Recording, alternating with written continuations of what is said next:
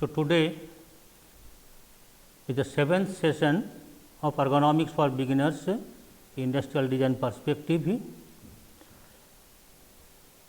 Now, it is under module number 2, that is discipline approach, ergonomics and human factors, and there are total 5 sessions, and this is the last session in this module. It is class 7, is physiology, work physiology and stress relevances. Now, whatever we discussed in earlier classes, now let have a summary of this. Like ergonomics uses knowledge of human body and varied aspects of mind towards creating situations for our own benefit. Whether function we do, whatever function we do with effort, its effect reflects on physiology. While of using any product or any other utility item in different manner, so finally the workload we are feeling or the stress we are feeling, it is visible through our body expressions, and that is true, and also physiological parameters. If we measure, then we can find that what is the workload on that, whether it is good or bad. Now, physiological stress sometimes wrong design induced. If the design is not proper, that to use that man has to take lot of troubles, then it creates a stress, and that reflects in physiology.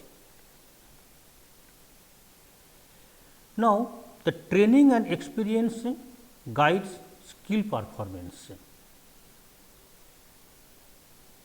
The frequency we use or we do certain activities, our skillful movement or skill increases.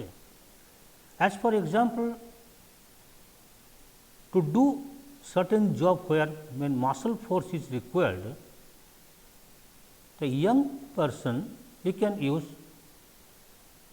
do the same job using whole body muscles, but when a skilled person does the same job, then he uses specific muscles is necessary to perform that job, that is the skill. So, we can say that a training and experience guides skill performance.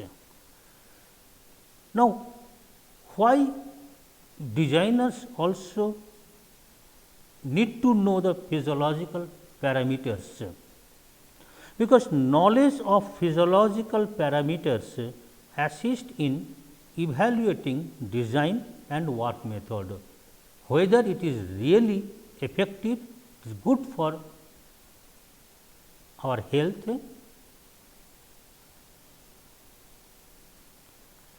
Now, current session, now today we are going to discuss, in this current session we shall discuss muscular function and some physiological stress indicating parameters through skill to perform task, work posture and physiological load, physiological considerations, muscle and its contraction,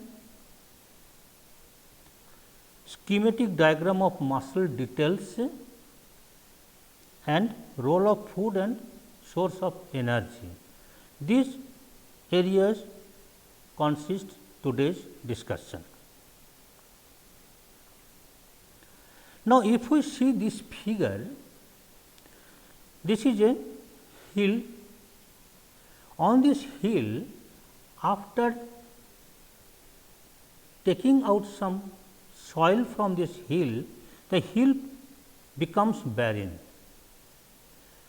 To cover this exposed surface, lump of grass is being fixed with a small bamboo piece, that is small, and a small bamboo stick here. The small bamboo stick on a barren hill surface to cover it to save erosion and for beautification also. Now, work tool is a bamboo piece with a narrow holding area to hold it and a beating head a little thicker side. The task is nailing in nature.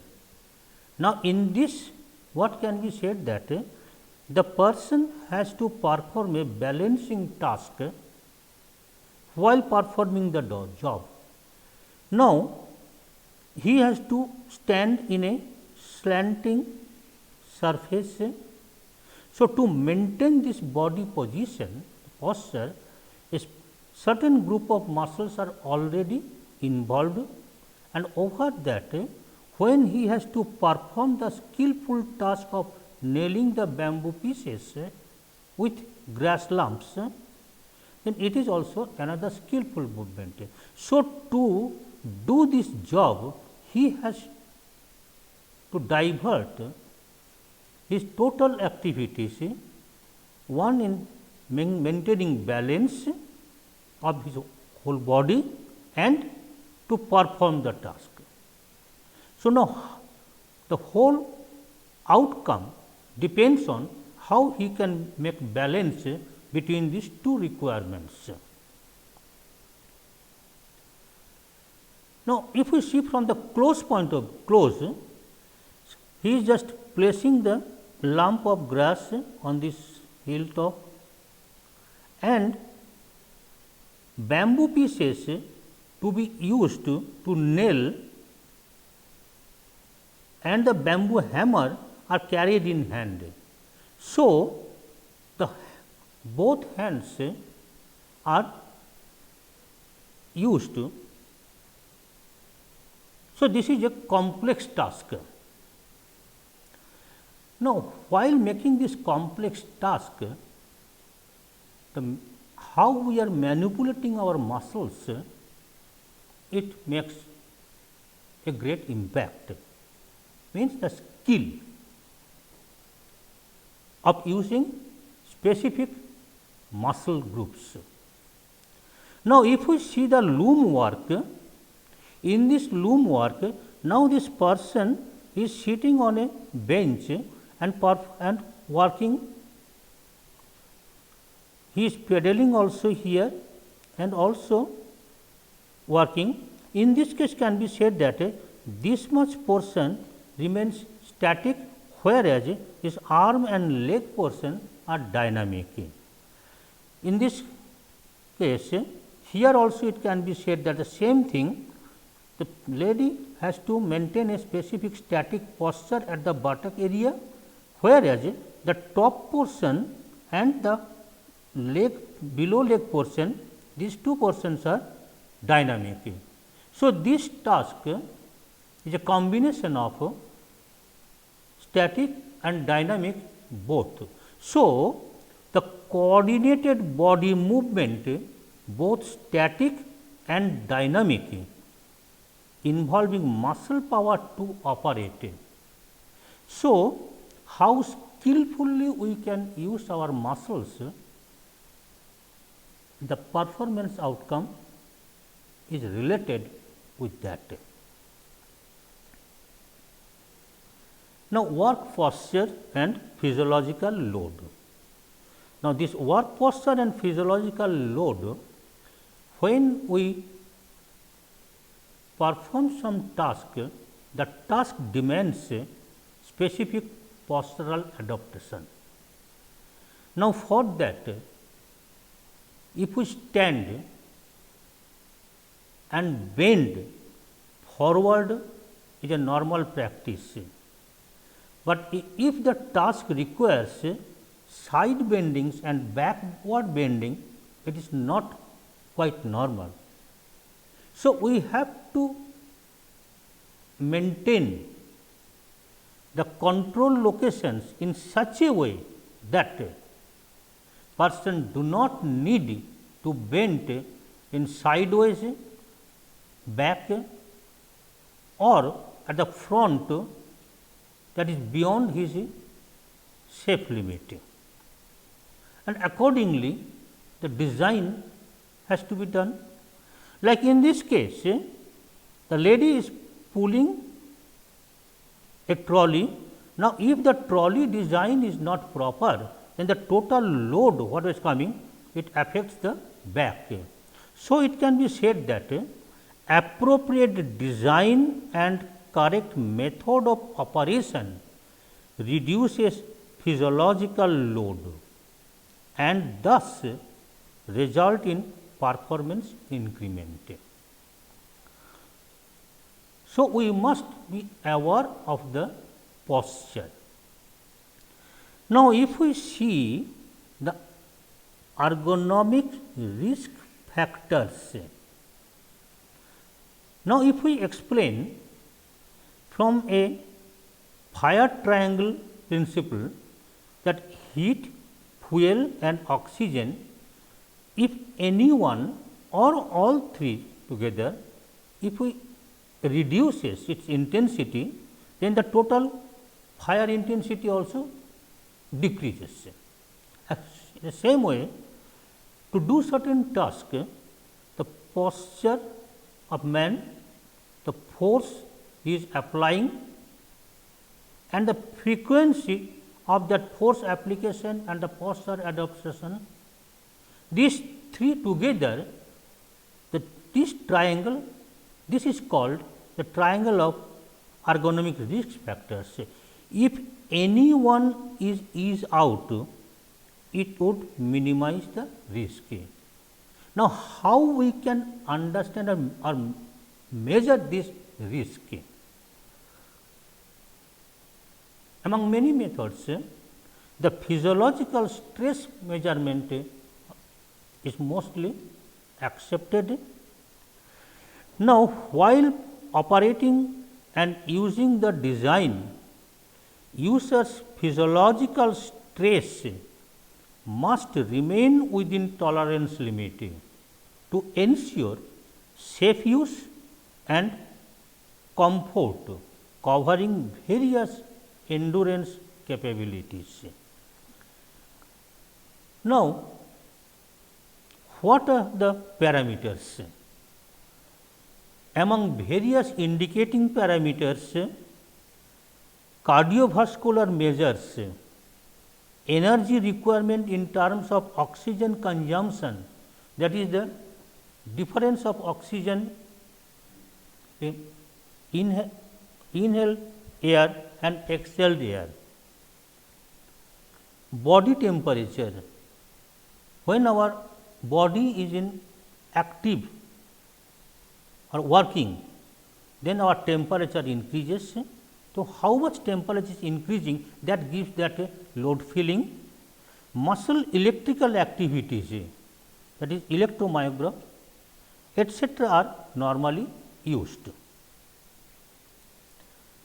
as parameters to understand the physiological stress while using a design and performing a task. Now, some facts, the physiological considerations. Now, energy, power and heat. Now, limit the energy expenditure in a task. Now, how we can limit this and what are the background? So, if we measure this energy, so power and heat, then it can give us a judgment. As for example, it can be said that a normal body at resting condition, it spends around 80 watt without fatigue feeling till 250 watt, including resting value of 80 watt, as for example, writing, typing, ironing, assembling light materials, operating machinery, a gentle walk or leisurely cycle riding, it is there. Means this task requires around 250 watt. Till that we do not feel much fatigue. So, now what is 1 watt? 1 watt is equivalent to 0.06 kilojoule per minute, and that is 0.0143 kilocalorie per minute. Now, rest is necessary after heavy tasks. Why? Why this rest and pause system is there? Because when we perform some heavy task, then our energy reserves are being utilized, and to repay that debt we need some time, so that during that time an additional expenditure should not be there.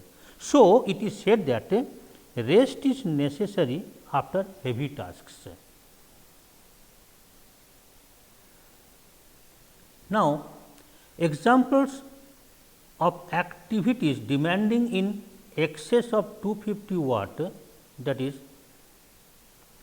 additional measures are necessary to avoid exhaustion in the long run, that is, breaks, alternation of lighter activities, etc., are necessary to introduce. Now, just for some understanding, that activities, some activities and energy expenditure is given below. Like walking while carrying a normal load around 30 kg. So, 4 kilometer per hour, if with that speed if we walk, then the energy expenditure is around 370 watt. Frequent lifting, that is 1 kg of load one time per second for 1 hour, it is around 600 watt. Running in a speed of 10 kilometer per hour, by 10 kilometer in an hour, 670 or 670 watt. Cycling, that is 20 kilometer per hour, this is 670 watt. Climbing stairs, this 30-degree stair angle, 1 kilometer per hour, that is 960 watt. So, these are been measured. So, if it requires more energy, suppose we have changed the angle of the staircase or the speed of climbing, then if we measure his energy requirement at that moment or energy expenditure at that moment, so it will be more than this value. Then we can say that whether, or if we have less degree or less or slow speed slowly, then it may be considered around this walking normally. So, there this will be less. So, by that way we can say that whether for a specific group of people or a specific person, the angle what would be the ideal. Along with this measurement, the subjective judgment is also necessary to understand whether he is feeling comfort. Now, people always say that if there is any problem we anticipate, then prevent. Now, how we can prevent and what are the mechanism can be used? Like it is normally said that warm up and stretch before activities that are repetitive, static or prolonged. Take frequent breaks from any sustained posture every 20 to 30 minutes. So, if you have to adopt a specific posture for more than 20 to 30 minutes, then it is better to break for some time, take rest or change posture and then come again. Respect pain, positions or stop painful activity. Now, if we overlook, the pain is an indicator of internal problems. Now, if we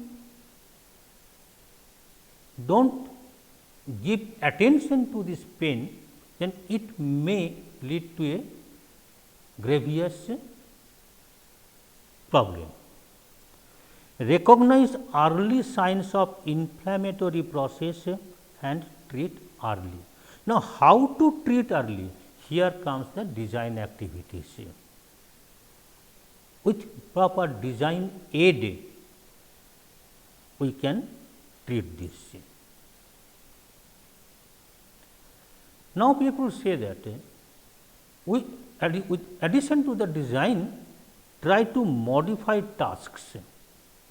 Now, how to modify tasks?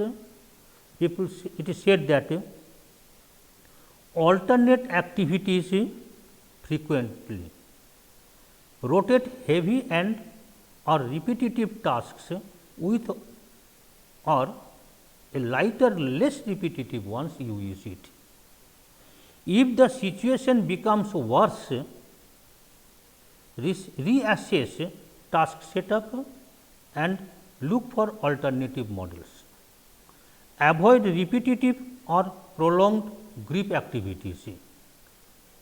Avoid bending to sides.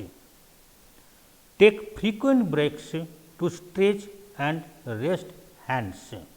Normally, it is seen that while we are doing certain work where our arms are not really involved, still the stress on shoulder and arm is there. So, it is better to give whole body rest and at the same time, if it is not possible to give whole body rest, at least give a arm support to have a rest. Now, if we see the all the movements and etcetera are basically for muscles. Now, if we see our body on the bony structure, the muscles are there, all muscles are distributed all over the body. Different shapes and types of muscles are there. Mostly it is said that a muscle has two ends as tendons. These tendons are joined in the both bone pieces, that bone is joined with a hinge. So, now if the both the places the tendons are joined, then what has happened with the muscle contraction, the through the tendon the bone distant parts come closer. This is the flexion movement, and at the same time the opposite muscle, the extension muscle, it has to expand, otherwise the movement is not possible. And at the same time, when extension is there, means when the extension muscle is contracted, the flexor muscle has to be relaxed. So, this is the basic matter. Now, there are muscles in long muscles for normal movement, as well as there are some oblique muscles to give the arm rotations or any body parts rotation. So, with combination of these muscles, the total skillful movement in our body is possible. Now, we will see some facts about this muscle construction and some muscle activities. Now, muscle and its contraction.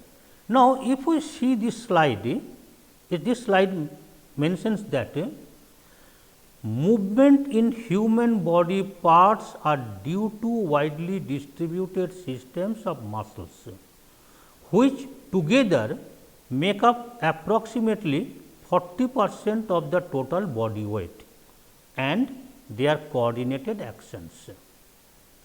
Our skillful movement is due to the coordination or coordinated action of different muscles.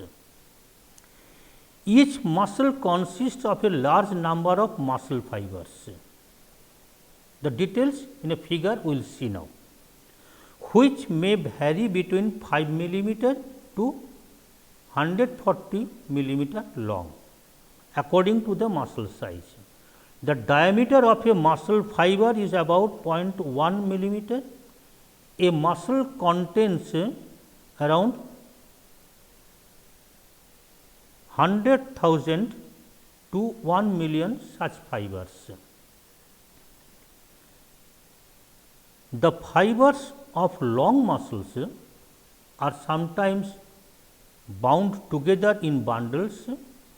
At the end of the muscle, all fibers are combined into a tough and nearly non-elastic tendon.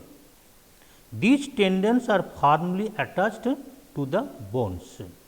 With the muscle contraction, as the bony parts are attached with tendons, it pulls the distant parts of bones, so that a coordinated movement is possible.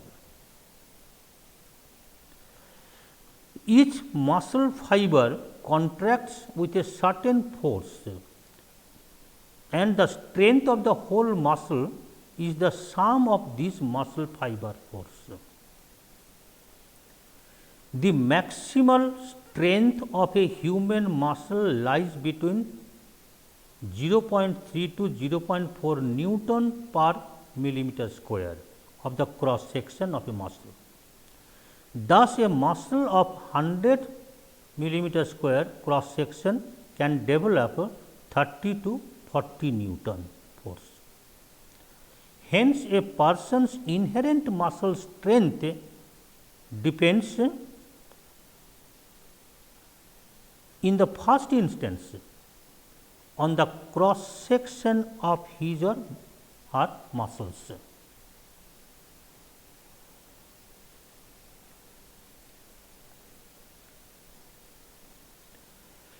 Now, male and female variations in muscle power. Women have in general narrower muscles and they exert on an average about 2/3 the force of men. Now, why we need to know this matter? If we have to design a product where muscle force is necessary to operate, then whether it would be used by man or a woman, depending on that force requirement mechanism has to be developed. If it has to be used by both, then obviously the female force has to be considered, so that a big range of population can use that. So, for this type of decisions, these knowledge are necessary to understand by design communities. Now, give equal training, women and men can become equally strong per cross section. There are strong women and weak men also there.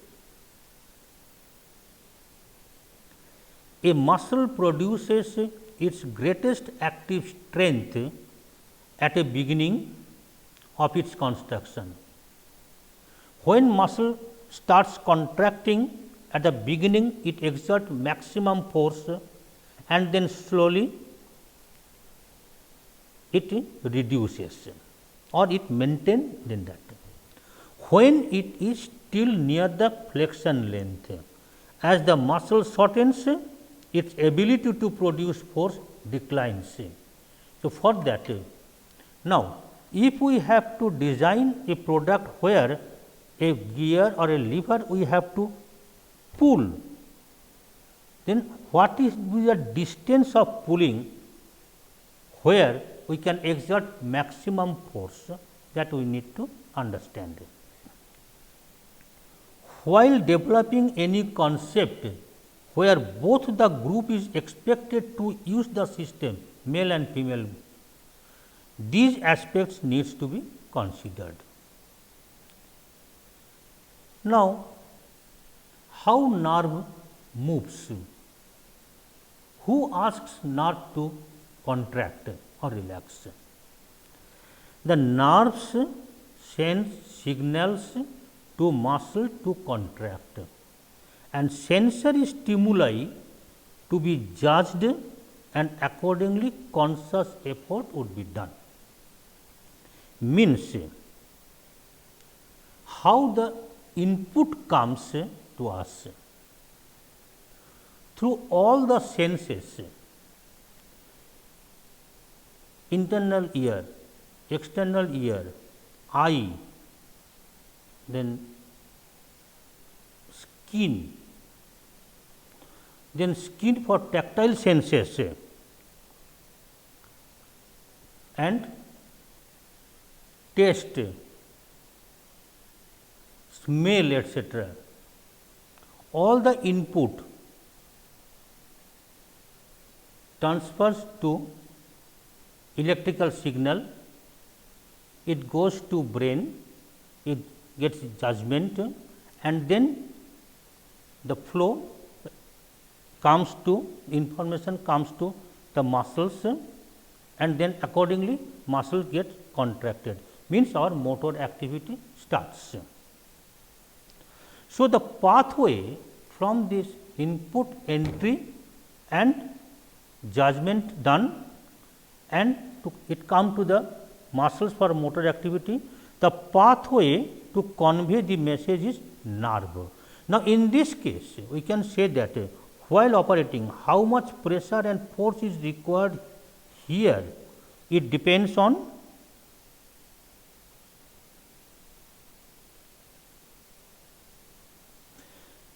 the force pressure we are applying on it, and that gives a input to the brain judges, and whatever is being written here, that another input goes through eyes, and in a combined judgment the input comes to the specific muscles, how much pressure to be exerted for a skillful movement. Now, we will see the muscle structure. Most of the body muscles are called striated muscles. Why it is called, that we will discuss now. Now, with this is a schematic diagram of muscle. This is the total muscle, this end portion a non-elastic element, it is tendon, and this is the muscle group, and muscle has many fibers. Now, the striated muscle A is made up of muscle fibers B, means with many muscle fibers, a combination of this is the main muscle which appears striated in a light microscope. Light microscope, this appears as a striated, means marks. The small branching structure at the surface of the fiber are the end plates of a motor nerves. Now, on this the nerve ends comes, which signal the fiber to contract. Each single muscle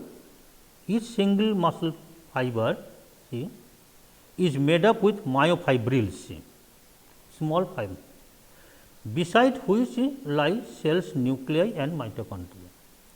In a single myofibril, the striations are seen. It is specific pattern wise. Now, what are the patterns?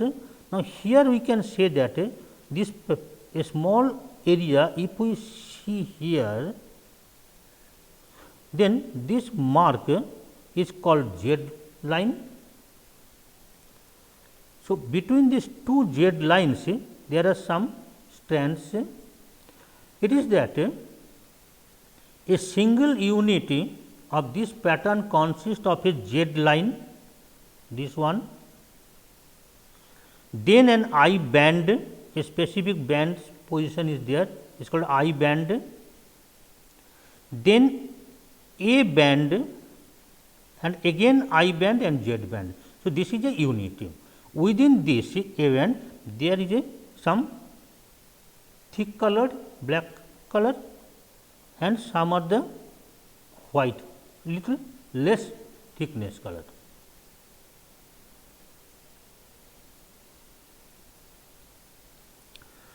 So,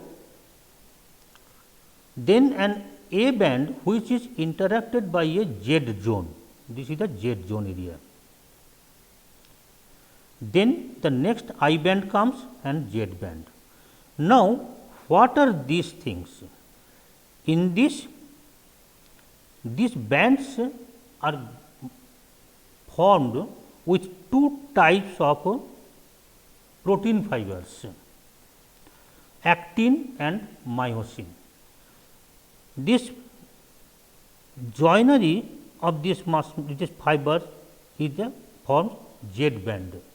Now, actin and myosin, if we see from in between these two Z band, in this Z band these muscle fibers are attached like this way, like this, and within this some fibers are placed like this. So, with this actin and myosin fibers, from this band there are some small protrusions are there, and these protrusions here in this fiber some grooves are there. So, when this muscle is activated, then this muscle, this protruded tip pulls this through these grooves inner side. So, what happens? This muscle it becomes squeezed, because what happens? If it is like this, if it pulled down like this way, pulled inside, so then total muscle fiber, this band decreases. So, as a resultant force, the total muscle gets contracted. So, this muscle fiber, this repeating band pattern is due to the overlapping of thick and thin filaments in this, and these filaments act like this. During a period of muscle contraction, a number of actively contracting muscle fibers determine how strength is developed. Muscle fibers are attached with nerves, and the amount of muscle strength produced is determined by the number of nerve impulses, and that is followed by specific motor nerve cells in the brain that have been excited. Thus, the input of stimuli intensity matters to ignite brain cells. The speed of a muscle contraction depends upon how quickly force is developed during a given interval of time, so that rapidly of a movement is governed by the number of actively contracting muscle fibers. Now, some more facts can be discussed here, that the static muscular effort can be said that when muscular contraction is kept constant, the muscular contraction is kept constant and slow for a long time, muscle fiber are brought into active contraction following a sequence of succession, and they may alternate the construction while the tired one can go for relaxation. Thus, some individual muscle fibers get some resting pause, and this permits some recovery from fatigue to take place, but the muscle effort must be within low load. Perhaps we have seen when we sit for a long time, we cannot maintain the same posture, there is a sway movement like this, or we try to change our body position. So, why it happens? This is the matter. Means to maintain this position, a specific muscle group is involved. When those muscle strengths are tired, then neighboring muscles they take over the load, and then earlier one gets rest. So, for that what happens, our body movement is there. So, it is very difficult to sit for a longer time in a position without any movement. Now, this knowledge how we can use in a design. If the seat plate is very hard, then the whole body load will be concentrated to some points, and then a very specific selective group of muscle will be involved to maintain that posture, and quickly they will tire. So, what happens? There will be some sway movement frequently, but if it is a soft padding is there, then what happens? The total load will be distributed to certain position where the muscles responsible to maintain that posture, there will number will be more. So, their total load will be less. So, that position they can maintain little longer time. These facts should be considered while conceiving a task design to be performed with muscular effort. Now, the role of food. How we get the energy. Now, if we see this slide, here it is specifically mentioned that these low energy phosphate compounds are continuously converted back to this high energy state of the muscle, so that the reserve of energy available to muscle remain undiminished. This conversion requires energy gained from digestive foodstuffs. Means in our body, whatever we eat, it gets digested, then it goes to blood, and from blood it goes to the cells inside the cell, and then inside the cell it breaks down to pyruvic acid, and accordingly, and in that process with in presence of oxygen, it makes ATP, adenosine triphosphate, and these are the energy reserve. So, when the muscle contraction takes place, this ATP triggers this actin myosin movement, and it breaks down to adenosine diphosphate. So, this total process is the aerobic glycolysis. Now, if the oxygen supply is deficient, then the process is anaerobic glycolysis. Now, thus diet plays its desired role. If the main diet is not proper, then this energy formation will also be less, then the total activity of the muscle will also decrease.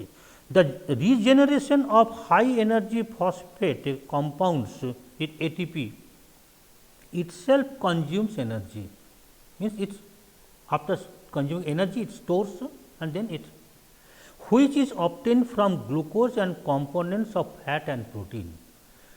These nutritive substances glucose, fat and protein are therefore the indirect energy sources for the continuous replenishment of energy reserves in the form of adenosine triphosphate or ATP or other energy rich phosphate compounds. The glucose passes out of the bloodstream into the cells, where it is converted by various stages into pyruvic acid. Further breakdown can take two directions depending on whether oxygen is available, aerobic glycolysis, or the oxygen supply is deficient, then it is anaerobic glycolysis. So, what happens? When we do some heavy load work, our energy reserve goes down, or to so that what we require more oxygen supply. So, we start panting, and this also becomes an indicating factor to recognize the workload.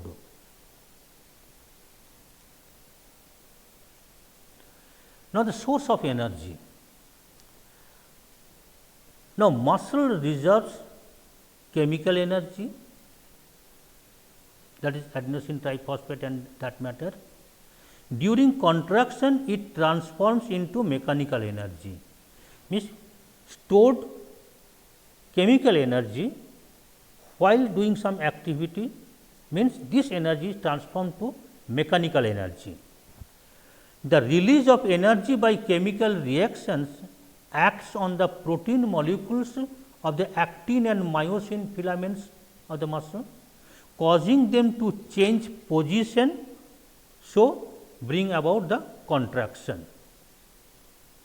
So, each that from Z band to Z band, that unit it squeezes, another squeezes like that. So, the total muscle gets contracted. The source of energy most widely used by living organism is adenosine triphosphate, which when broken down into adenosine diphosphate, the process releases a considerable amount of energy. This energy creates a mechanical movement. Now, the today's summary. The today's, if we summarize the total matter what we have discussed, and we are going to point out specifically that the human body and movement basics we are discussing, and its application and biomechanics and etc., it will be the next classes we will discuss.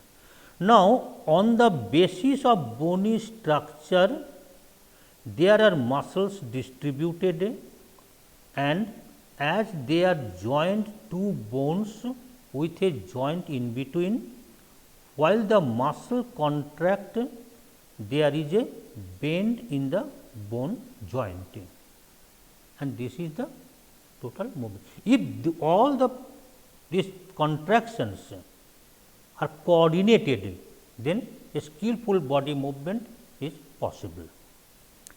The most important characteristics of a muscle is its ability to contract, that is shortening of its length to about half of its normal length. This is the most important characteristic of a muscle, means it can contract till its half size, half of the length. When due to muscle contraction, two bone ends come close in flexion, muscles are flexor muscles, we call them, and when it expands, it is extension movement, muscles are extensor muscles, like this. When we flex something, the flexor muscle it contracts, at the same time the opposite muscle the extensor muscle, it gets relaxed or extended. When we make the extension movement, then the extension muscle, it contracts, flexor muscle, it relaxes.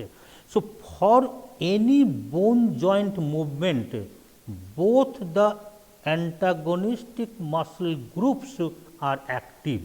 If the flexion has to take place, flexion muscles contract and extensor muscle relaxes. For extension movement, the reverse action takes place, and with the coordinated movement, all these things. And now, how much control we can exercise here, that gives us a skillful movement, and all this is being judged by our brain power. Our brain judges that. So, now skillful movements of us are due to coordinated movements of both these antagonistic muscle groups exist in our body. If any work demanding posture demands a specific load on any muscle group, ultimately fatigue and related other physiological problems are there. Now, whatever we discussed today, these are the general muscle matter, how we move, coordinated movement possible, what type of coordinated movement is not desired.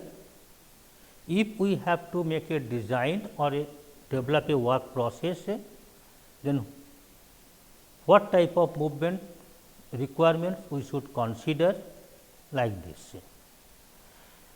In next sessions, we will start the module 3.